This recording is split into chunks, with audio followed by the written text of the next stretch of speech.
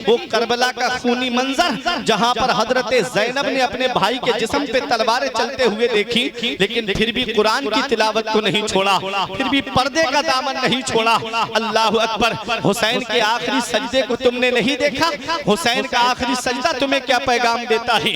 सिर्फ सीना कूटने का नाम हुसैन की मोहब्बत नहीं है। अरे सिर्फ काला लिबास पहन लेना हुसैन की मोहब्बत की पहचान नहीं है। हुसैन की सच्ची मोहब्बत मैं आपको बता दूं, अरे अगर आज हमको किसी चीज से मोहब्बत हो जाए, हम उस चीज को बहुत संभाल करके रखते हैं। हमारे सीनों में हुसैन की मोहब्बत मौजूद है, हमारे सीनों के अंदर हुसैन की मोहब्बत पिन्हा है। ये सीने कूटने के लिए नहीं, बल्कि ये सीने चूमने के लिए होते हैं। जहां हुसैन की मोहब्बत हो और उसको कूटा जाए, नहीं नहीं प्यारे मुसलमानों, बल्कि वो सीने तो बोसा लेने के काबिल होते हैं। जहां हुसैन की मोहब्बत सीने के अंदर मौजूद है, इस सीने के अंदर हुसैन की मोहब्बत मौजूद है, इस सीने के अंदर हुसैन की मोहब्बत पिन्हा है। आओ जरा देखो करबला का वो खूनी मंजर, हुसैन की सीरत हमको क्या पैगाम दे रही है। तुमसे कज़ा न होगी कभी फिर कोई नमाज, तुमने अगर हुसैन का सजदा समझ लिया, तुमने हुसैन का आखिरी सजदा नहीं देखा, तुमने हुसैन का आखिरी सजदा नहीं समझा।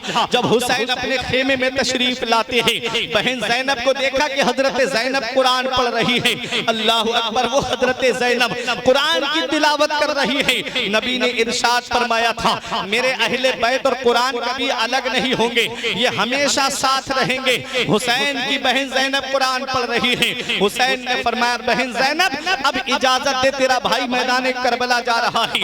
हुसैन की बहन ने जब इतना सुना, एक सर्द आहली आंखों से आंसू निकले और अपने भाई हुसैन से कहा, भाई तुम मैदान करबला जा रहे हो, मेरे भाई तुम वहां जा रहे हो जहां से कोई लौट कर वापस नहीं आया, इजाजत दे दे तेरी बहन तुझे अपने हाथों से दूल्हा बनाए। हजरत ज़ैनब ने नाना मुस्तफा का अमामा भाई के सर पे सजाया। हजरत ज़ैनब ने अपने बाबा अली शेरे खुदा की जुल्फ़िकार हाथ में दी, हजरत अमीर हमजा की ढाल आपको दी, हजरत जाफर तैयार का नेजा दिया, हजरत फातिमा की चादर का पटका आपकी कमर में बांधा। मेरा हुसैन दूल्हा बना है। अल्लामा हसन फरमाते हैं, फातिमा के लाडले का आखिरी दीदार है, फातिमा के लाडले का आखिरी दीदार है। हश्र का हंगामा बरपा है मियाने अहले बैत, किस शकीकी है हुकूमत, आए क्या अंधेर है, दिन दहाड़े लुट रहा है खानदाने अहले बैत। अपना सौदा बेचकर बाजार सूना कर गए, अपना सौदा बेचकर बाजार सूना कर गए। करबला में यूं ही चमकी है दुकानें अहले बैत। मेरे आका इमाम हुसैन दूल्हा बने हैं। हजरत इमाम ज़ैनुल आबिदीन निगाहों के सामने खड़े हैं। मेरे हुसैन से कहते, बाबा अभी जवान बेटा मौजूद है, मेरे होते हुए आप करबला के मैदान में नहीं जा सकते। हुसैन ने सीने से लगा के फरमाया, मेरे लाल तेरा वक्त अभी नहीं आया है बेटा, तुझसे नाना की नस्ल का सिलसिला चलेगा, तुझसे सैयदों का सिलसिला चलेगा, तुझसे आले रसूल का सिलसिला चलेगा।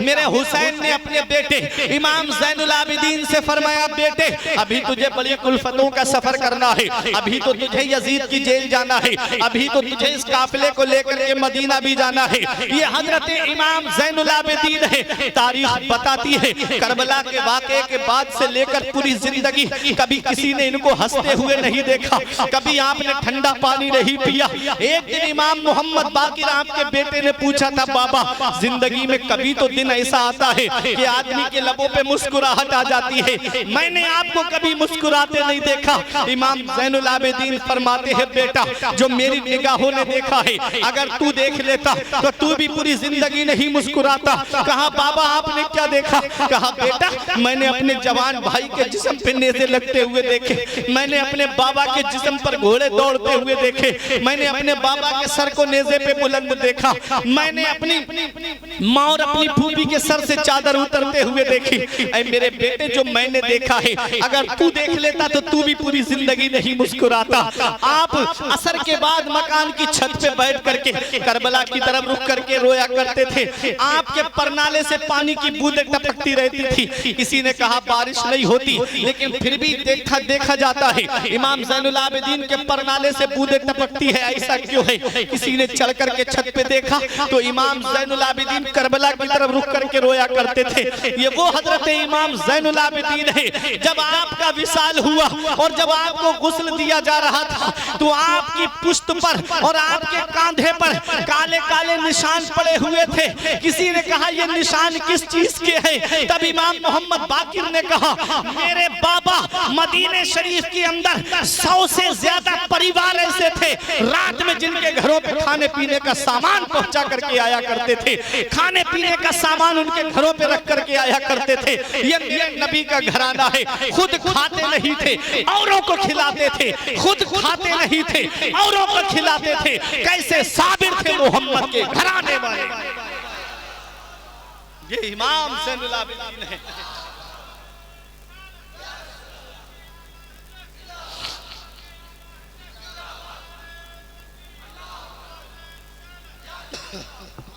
खुद खाते नहीं थे, औरों को खिलाते थे। कैसे साबिर थे मोहम्मद के घराने वाले।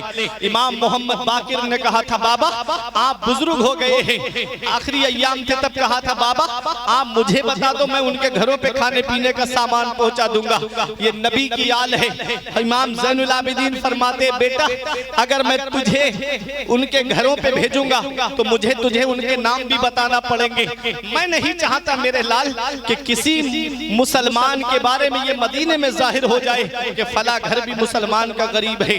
अल्लाह अकबर, नाम तक जाहिर नहीं किया इमाम ज़ैनुल आबिदीन ने। आज हमारे यहाँ का हाल क्या है? अगर कोई थोड़ा सा गल्ला भी बांटता है तो पहले फोटो खींच के उसको इंटरनेट पे अपलोड कराता है, कोई फेसबुक पे फोटो डालता है, कोई यूट्यूब पे तस्वीरें अपलोड कराता है। फला गरीब की मदद करता आपका भाई, फला मरीज की मदद करता आपका भाई। अल्लाह अकबर, जिस इबादत में रिया होगी समझ ले जाहिद, मार दी जाएगी मुंह पर वो इबादत तेरे। ये मेरे नबी का घराना है। आज तो दिखावा ज्यादा चल रहा है, आज तो उम्रे में भी दिखावा चल रहा है, आज तो हज में भी दिखावा चल रहा है। पूरा पूरा उम्रा और पूरा पूरा हज जो है वो फेसबुक और यूट्यूब की नजर कर दिया जा रहा है।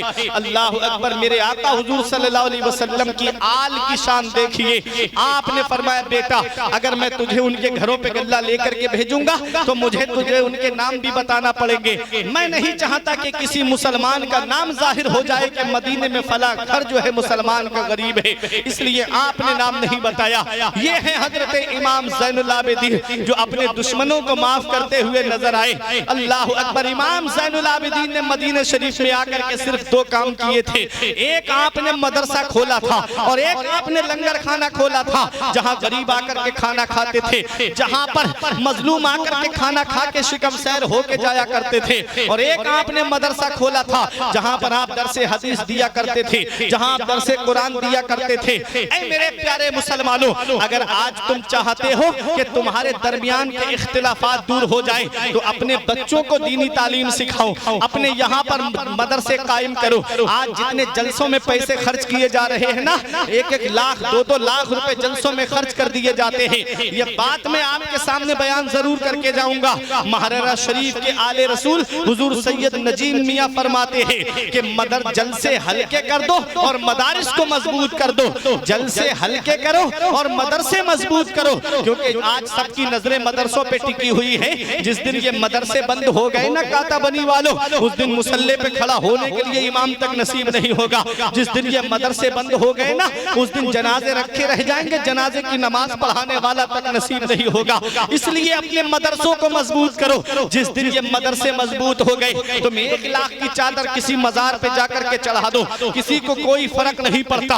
1 लाख रुपए की डांस पार्टी लाकर के बच्चे की शादी में आप नचवा दो, किसी को कोई फर्क नहीं पड़ता। 50,000 का बैंड बच्चे की शादी में लाकर के बजवाओ, किसी को कोई फर्क नहीं पड़ता। हाँ, अगर फर्क पड़ता है तो मदरसे से फर्क पड़ता है। अगर मदरसे से एक बच्चा भी आलिम दीन बन के निकल गया तो न जाने कितनों को आलिम दीन बनाएगा। एक बच्चा भी हाफिज कुरान बन के निकल गया, न जाने कितनों को हाफिज कुरान बनाएगा।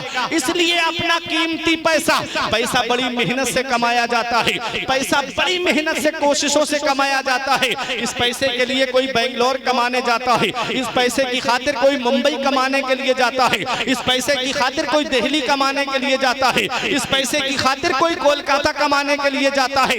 बड़ी मेहनतों से पैसा कमाया जाता है। इस पैसे को मदरसों में लगाओ, मदरसे मजबूत हो गए। अगर तुम्हारी बस्ती से 10 बच्चे भी हाफिज कुरान बन के निकल गए गए। तो आज ये मैं अल्लामा नबील अख्तर साहिब किबला की मौजूदगी में बड़ी जिम्मेदारी से बोल रहा हूँ, अगर 10 बच्चे बाअमल हाफिज़े कुरान बन के निकल गए तो ये पूरी बस्ती को कयामत के दिन बख्शवाने के लिए काफी हो जाए। इसलिए अपने मदरसे मजबूत करो, अपने मदरसे मजबूत करो, अच्छी तालीम कराओ अपनी बस्ती, दीनी तालीम अपनी बस्ती के अंदर ऐसे मदरसे कायम करो जहां से दीनी तालीम हासिल करके बच्चे जाएं और दुनिया के मुख्तलिफ गोशों में जाकर के इस्लाम की खिदमत करते हुए नजर आए।